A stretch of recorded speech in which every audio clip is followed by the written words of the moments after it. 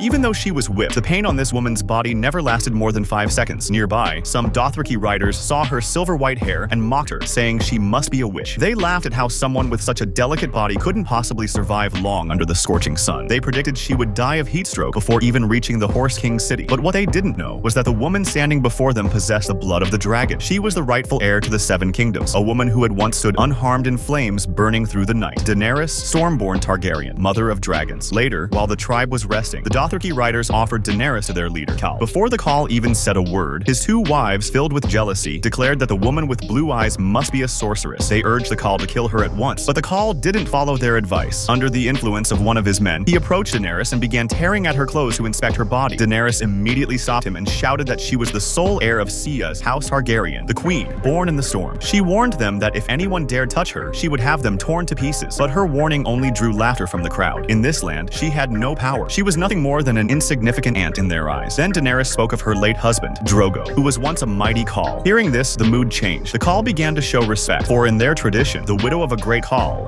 Khaleesi, was not to be touched. Just as Daenerys thought they would spare her, a new horror emerged. Because she was a Khal's widow, she was expected to remain in the Horse King's city for the rest of her life in mourning. But she had fled to other lands. Now, the Khal summoned all the other Khals to decide what to do with her. Some suggested killing her immediately as a warning to others. Others leered at her, suggesting they enjoy her company for a night before making any decision. While these mighty Khals discussed her fate, Daenerys simply smiled. She calmly placed her hand on a burning brazier for 5 full seconds. With the blood of the dragon in her veins, she feared no flame. Before their shocked eyes, she began toppling the braziers one by one, setting the entire tent ablaze, intending to burn all the Dothraki leaders alive. Amid the agonizing screams, soldiers rushed toward the flames. But what they saw next stunned them. A white-haired woman, completely naked, walked out of the fire unscathed. It was Grace, Daenerys. Everyone was awestruck by the sight, believing she was a divine being sent by the heavens. One by one, they all fell to their knees and pledged loyalty to her. The same Dothraki warriors who had mocked her for fearing the heat now followed her, as she successfully claimed command over a 100,000-strong army. And with fierce determination, she soared back to her homeland, riding her mighty dragon, Drogon, at the head of her army.